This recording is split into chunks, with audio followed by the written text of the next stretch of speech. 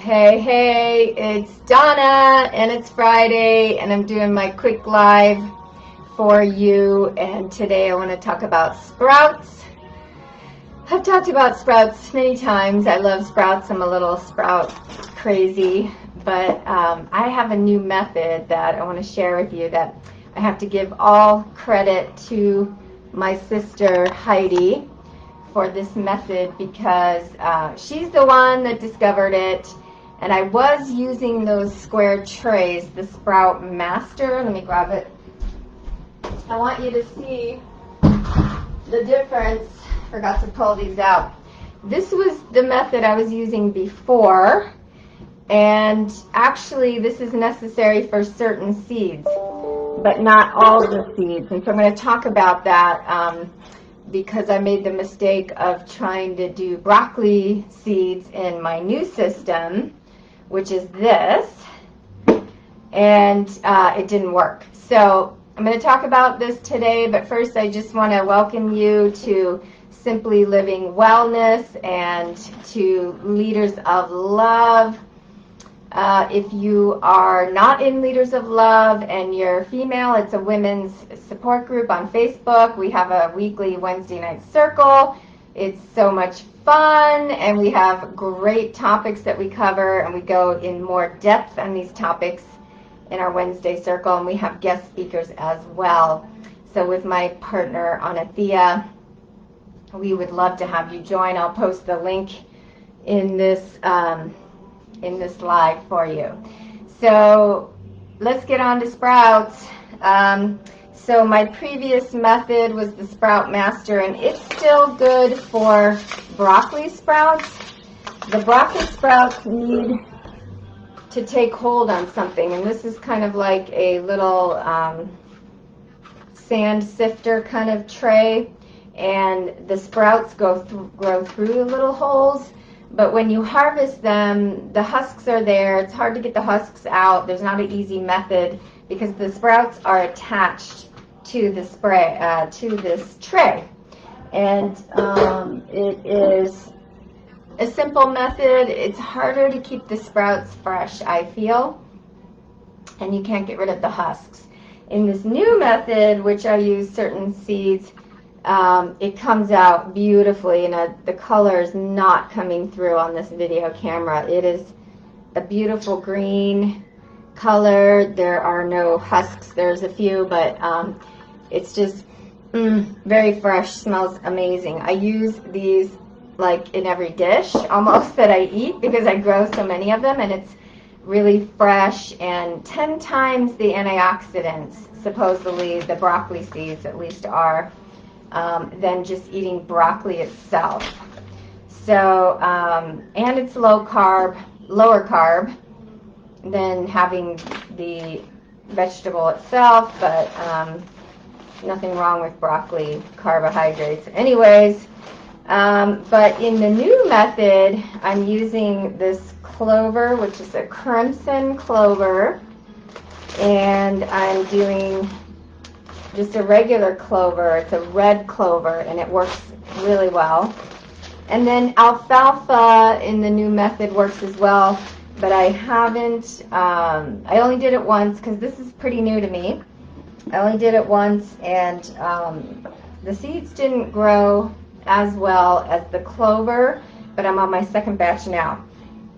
So what you do for one of these containers, you want to have about 1.5 tablespoons of seeds, and you put it in a jar with water, and you let it soak overnight. So that's how you get the sprouts kind of activated.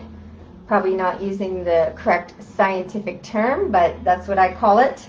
It just gets them going. And then you can put it directly into this container, or if you still have sprouts in here that you're like still eating and you want to get the next batches going, they ship it with this little container that also has holes in the bottom so it drains. And I do this for the first 3 days in here, and then I move it to the large container. So the large container has an insert which has holes in the bottom, and then the water collects in here if there's any extra water that's dripping out. But you want to try to drain as much of the water as possible when you rinse them in this container. So I'm going to go through the whole process, but the beauty of this layer is that the water drips to the bottom of the outside layer, and then the sprouts aren't sitting in kind of a puddle of water at the bottom, which is what starts to get it skanky. So you definitely want it very well drained. So you put it in the jar overnight. Then you transfer it from the jar to the little one or to the inside of a big one. Either is fine. And then you keep it covered to avoid little fruit flies getting in. And you're going to want to have something underneath it to just collect any drippings of water if you're using the little one. If you're using the big one, you put it right back into the big container and keep it covered and keep it in a dark spot for about 2 to 3 days, about 3 days, until you see little sprouts starting to grow. Now, my sister calls these worms. When you start seeing the little worms, then you know it's ready to come out into more light. And that's when I also transfer it from the little one to the big one. But like I said, you can start in the big one, especially if you have a lot of these containers. And you don't necessarily want to do them all at once, because then your sprouts will be ready all at once. But I do them in batches of 3. That's how many containers I have.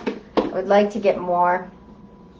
And so then you take it out of the dark area. I just kind of keep it in one of my cabinets. And then, but every day you have to rinse these seeds twice.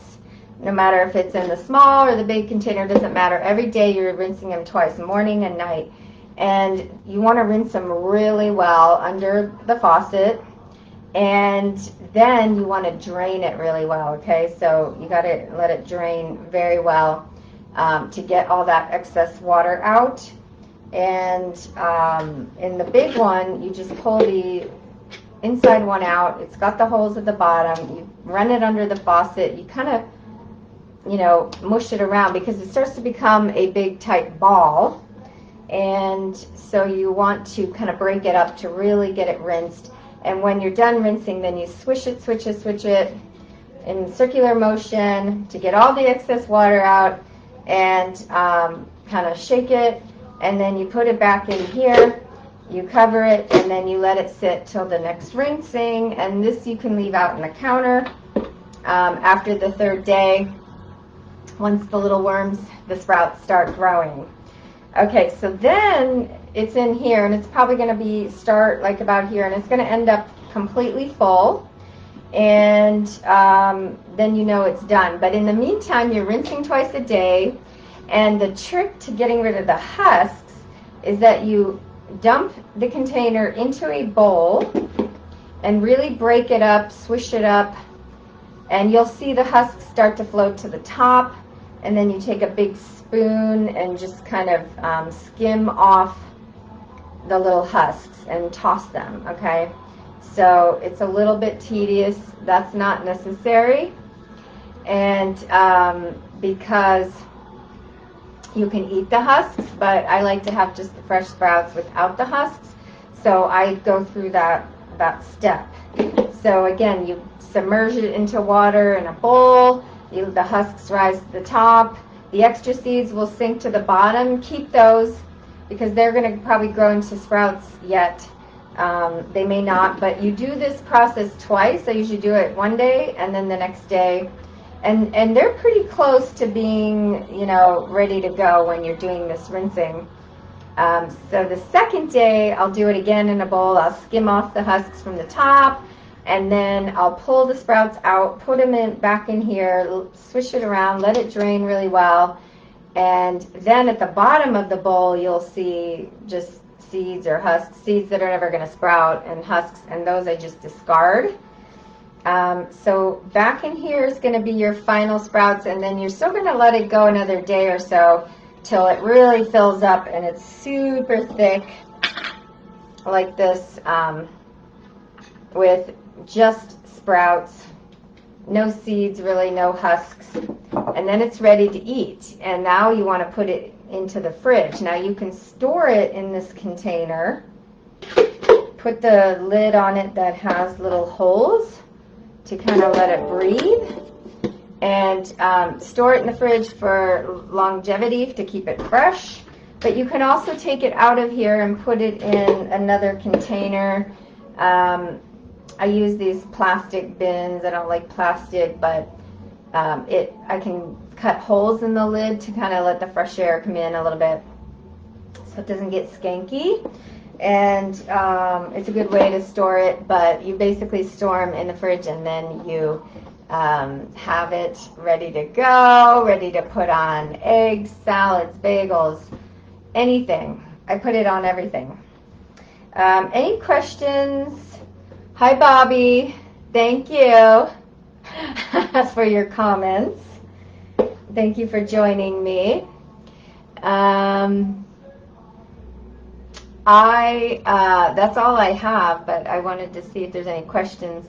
So, oh yeah, so the different kinds of seeds.